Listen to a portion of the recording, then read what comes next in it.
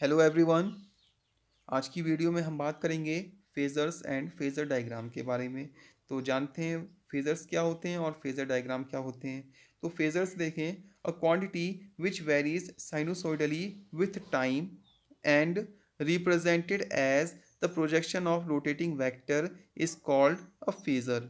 हमसे बोले कि ऐसी क्वांटिटी जो वेरीज करती है साइनोसॉइडली विथ टाइम, टाइम के साथ साथ साइनोसॉइडली रिप्रेजेंट वेरीज करती है and represented as the projection of rotating vector, और जिसको हम रिप्रेजेंट कर सकते हैं as a projection of rotating vector, यानी रोटेटिंग वेक्टर के प्रोजेक्शन के रूप में हम रिप्रेजेंट कर सकते हैं। तो ऐसी क्वांटिटी को फेजर बोलते हैं। ठीक है। साइनोसॉइडली से कहने का मतलब यह है कि जो जैसे हमारे फंक्शंस होते हैं ना, जैसे अल्टरनेटिंग करंट ही है I equal to I naught sine omega T है। तो यहाँ पर साइन ओमेगा टी जो वैल्यू है, ठीक है, ये साइनोसॉइडली वेरीज करेगा। यानी कि जैसे हमने देखा था, इसका वेव डायग्राम देखा था अल्टरनेटिंग करंट का, तो वहाँ पर वो पीरियोडिकली साइकिल चेंज हो रही थी हमारी, यानी पहले पॉजिटिव डायरेक्शन में हाफ साइकिल बन रही थी, फिर निगेटिव डायरेक्शन में हाफ साइकिल बन रही थी। तो यहाँ पर ठीक वही चीज़ है बट डिफरेंट फॉर्म में है। ठीक है, कुछ डिफरेंट, कोई बड़ी चीज़ नहीं है, बहुत सिंपल चीज़ है, लेकिन डिफरेंट फॉर्म में है। ठीक है, तो वहाँ पर आपका हाफ साइकिल्स बन रही थी। ठीक है, यहाँ पर हम सर्किल्स के थ्रू रिप्रेजेंट करेंगे। तो एक फेजर होने के लिए ऐसी कोई भी क्वांटिटी है वो फेजर तभी हो सकती है जब दो शर्तें लागू होंगी। पहली शर्त ये कि वो वेरीज करनी चाहिए साइनोसॉइडली विथ टाइम। ठीक है, और दूसरा, उसको हम रिप्रेजेंट कर सकते हो रोटेटिंग वेक्टर के प्रोजेक्शन से। ठीक है, अगर ये दोनों कंडीशन लागू होती हैं तो उस क्वांटिटी को हम फेजर बोलते हैं। ठीक है, तो अब देखते हैं आगे। आगे देखें, the Therefore, the quantities such as alternating EMF and alternating current may be called phasors. इसी वजह से जो अल्टरनेटिंग करंट और अल्टरनेटिंग ईएमएफ होते हैं, इनको हम फेजर बोल सकते हैं। क्यों बोल सकते हैं भाई? सिंपल सी बात है, जो अल्टरनेटिंग करंट है आई इक्वल टू लिखते हैं आई नॉट साइन ओमेगा टी, और जो अल्टरनेटिंग ईएमएफ है ई, उसको हम लिखते हैं ई नॉट साइन ओमेगा टी। तो ये साइन के फंक्शन है और टाइम के साथ साथ क्या हो रहे हैं, वेरीज कर रहे हैं साइनोसॉइडली, तो इसीलिए इनको हम फेजर्स बोल सकते हैं। ठीक है, आप डायग्राम में देखेंगे तो डायग्राम में ये जो ओ ए है, ठीक है, ओ ए ये रिप्रेजेंट कर रहा है आपका ई नॉट को। ठीक है, और जबकि ओ बी रिप्रेजेंट कर रहा है आई नॉट को।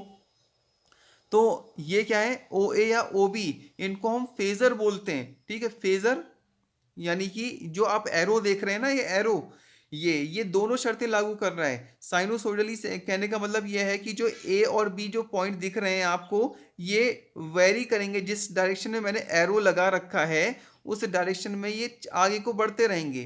ठीक है, तो ये कंडीशन मतलब ये घूमते रहेंगे चारों दिशाओं में। तो ऐसी सिचुएशन में क्या होगा, इनका जो प्रोजेक्शन होगा वो भी हमें मिलेगा। एक्स एक्सिस के साथ इनका प्रोजेक्शन आप देख सकते हैं। ए ओ एक्स एंगल देखें आप, इसमें ए ओ एक्स, यहाँ पर ओमेगा ओमेगा टी बन रहा है। और अगर हम बी ओ एक्स की बात करते हैं तो यहाँ पर जो हमारा टोटल एंगल होगा वो होगा ओमेगा टी में फाइव प्लस कर देंगे, तो ये एंगल हो जाएगा हमारे पास ओमेगा टी प्लस फाइव। तो ये इसका प्रोजेक्शन हो जाएगा। तो ये जो वैल्यूज हैं, जो प्रोजेक्शन है, हमें देखने को मिलेगा। इसके साथ साथ ये वेरीज कर रहे हैं साइनोसॉइडली, यानी साइनोसॉइडली से कहने का मतलब ये है कि ये जो मैंने डॉटेड सर्किल बनाया हुआ है, इस पूरे सर्किल में ये रोटेट होते रहेंगे। ठीक है, ये आगे को बढ़ते रहेंगे और कंटिन्यूसली इसी सर्किल में रोटेट होते रहेंगे। तो इसी वजह से जो अल्टरनेटिंग ईएमएफ या अल्टरनेटिंग करंट की बात करते हैं, इनको हम कैसी वैल्यू बोलते हैं, फेजर्स बोलते हैं इनको। ठीक है, आगे देखें, the diagram representing alternating EMF and current as rotating vector along with the phase angle between them is called phasor diagram. ये जो ऊपर जो डायग्राम बना हुआ हम देख रहे हैं, इस डायग्राम को हम क्या बोलते हैं, अल्टरनेटिंग करंट और अल्टरनेटिंग ईएमएफ के लिए फेजर डायग्राम बोलते हैं। ओके, तो इतना क्लियर हो गया। तो आगे बढ़ते हैं, देखें आगे क्या है, देखें, let let us draw phasor diagram for an AC circuit in which EMF and current vary according to the equation E equal to E naught sin omega t and I equal to I naught sine omega t plus phi. यहाँ पर देखें जो phi है, phi को हम face angle बोलते हैं। ई और आई नॉट के बीच में क्या है, फेस एंगल है। ठीक है, आगे इसको थोड़ा सा हम डायग्राम से मैच कर लेते हैं। तो देखें डायग्राम में क्या है, देखें जो आप देख रहे हैं, मैंने अभी बात कहा था ए ओ एक्स एंगल ओमेगा टी है आपका। डायग्राम में देखें ध्यान से, जो एंगल ए ओ एक्स है वो ओमेगा टी है, और बी ओ एक्स जो एंगल है हमारा, ये बी ओ एक्स, ये जो एंगल है इसमें हम क्या करेंगे, ओमेगा टी में फाई को प्लस कर देंगे, तो ओमेगा टी प्लस फाई, ये हो जाएगा हमारे पास बी ओ एक्स। तो ये अल्टरनेटिंग करंट के लिए प्रोजेक्शन है। ठीक है, और ए ओ एक्स आपका अल्टरनेटिंग ईएमएफ के लिए क्या है, प्रोजेक्शन है। ठीक है, एक्स एक्सिस के साथ। यहां पर जो फाई फाई की बात कर रहा था मैं, ये क्या है आपका फाई, फाई जो है आपका फेज डिफरेंस है आपका अल्टरनेटिंग करंट और अल्टरनेटिंग ईएमएफ के बीच जो फेज डिफरेंस है वो फाई है। ओके, आगे बात करते हैं हम। We draw two circles first and second of radii E naught and I naught respectively as shown in above figure. अभी हमने जो फिगर में देखा, दो सर्किल बने हुए थे। ठीक है, दोनों सर्किल में जो आप छोटा वाला सर्किल देख रहे हैं यहाँ पर, ठीक है, जो छोटा सर्किल है जो अंदर दिख रहा है, इसको ये किसके लिए है, आपका अल्टरनेटिंग करंट के लिए है, और जो बाहर वाला जो सर्किल है वो अल्टरनेटिंग ईएमएफ के लिए है। ठीक है, अंदर वाला किसके लिए बोला मैंने, अल्टरनेटिंग करंट के लिए, और जो बाहर जो बड़ा वाला सर्किल है वो है आपका अल्टरनेटिंग ईएमएफ के लिए है। ठीक है, आगे देखें। As shown in the above figure, let angle AOX equal to omega t and angle BOX equal to omega t plus phi, जिसकी बात मैं आगे कर चुका हूँ. Then OA and OB represent rotating vector having magnitude E naught and I naught. ठीक है, इसको समझ लीजिए.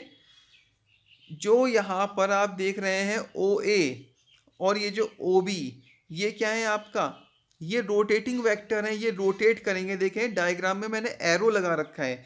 एरो का मतलब ये है कि ये एंटी क्लॉकवाइज रोटेट होते रहेंगे. ठीक है, यानी कि ये सबसे पहले वाई की ओर को बढ़ेंगे इस प्रकार से, फिर वाई से ये एक्स डैश की ओर को बढ़ेंगे, फिर एक्स डैश से ये वाई डैश की ओर को बढ़ेंगे, और फिर वाई डैश से ये एक्स की ओर को बढ़ेंगे. और ये कंटिन्यूसली इसी अपने पाथ को बार बार फॉलो करते रहेंगे और इसी ऐसे ही रोटेट होते रहेंगे. ठीक है, तो इनको हम क्या बोलेंगे, आपका रोटेटिंग वेक्टर बोलेंगे. ठीक इसी प्रकार से OB को देखेंगे, वो भी इसी प्रकार से रोटेट होंगे एंटी क्लॉकवाइज. ठीक है, OA और OB क्या है, हमारे रोटेटिंग वेक्टर है. OA रिप्रेजेंट कर रहा है आपका ई नॉट. ई नॉट हम जानते हैं ये क्या है, peak value of alternating EMF. और OB रिप्रेजेंट कर रहा है आपका अल्टरनेटिंग करंट की पीक वैल्यू यानी आई नॉट को. दोनों क्या है, फेजर्स हैं. ठीक है, समझ में आ रही मेरी बात. OA आपका ई नॉट है और OB आपका आई नॉट है. OA रिप्रेजेंट कर रहा है अल्टरनेटिंग ईएमएफ की पीक वैल्यू को, और OB रिप्रेजेंट कर रहा है अल्टरनेटिंग करंट की पीक वैल्यू को. ठीक है, अब ये जो है एंटी क्लॉकवाइज डायरेक्शन में इस प्रकार से ये रोटेट होते रहेंगे. ठीक है, ये रोटेट होते रहेंगे, तो इनका ये जो पाथ है ये साइनोसॉइडली होगा. ठीक है, ये यहाँ पर हम सर्किल के थ्रू रिप्रेजेंट करते हैं. आगे देखें. Further the projection OM and ON represents the phasors alternating EMF and AC respectively. जो मैंने अभी आपसे कहा कि जो OA and OB हैं वो क्या कर रहे हैं, आपका अल्टरनेटिंग करंट और अल्टरनेटिंग EMF और अल्टरनेटिंग करंट के फेजर्स को रिप्रेजेंट कर रहे हैं. ठीक है, आगे देखें. And the angle BOA equal to phi represents the phase angle by which the phasor I leads the phasor E. ठीक है, यहाँ पर जो एंगल BOA है वो उसकी वैल्यू कितनी है, फाई है. ठीक है, आप देख सकते हैं एंगल BOA ये फाई है. ये फाई एंगल क्या कर रहा है, यहाँ पर ये बता रहा है कि फाई एंगल से OB OA से आगे है. ठीक है, कहने का मतलब क्या है कि आप यहाँ पर क्लियरली देख रहे हैं कि मैंने अभी बोला था कि ये एंटी क्लॉकवाइज ये मोशन कर रहे हैं. ठीक है, और एंटी क्लॉकवाइज ये मोशन कर रहे हैं, तो OB जो है वो OA से आगे है. ठीक है, और कितना आगे है, वो आगे है आपका फाई एंगल आगे है. ठीक है, तो इसे हम फेज डिफरेंस बोलते हैं, और इसको ऐसे ही बोल सकते हैं कि जो OB है वो फाई एंगल से ओ ए को लीड कर रहा है, ठीक है, उससे इतना आगे है, फाई एंगल आगे है। समझ गए? तो कंफ्यूजन नहीं करने का है, बहुत सिंपल सी चीज है, बस ध्यान देना है। आगे देखें, the phase angle by which the phasor I Leeds the phasor E alternating EMF, the above figure is called phasor diagram for the alternating EMF and current in AC। ठीक है, यानी सिंपल सी बात है, वो आई और ई को रिप्रेजेंट कर रहा है, तो वो कैसा डायग्राम होगा? फेजर डायग्राम होगा। और and current in AC circuit in which EMF and current vary as given by the equation E equal to E naught sin omega t and I equal to I naught sin omega t plus phi. The phasor diagram may be simply represented as shown in figure 2। अब यहाँ पर देखें,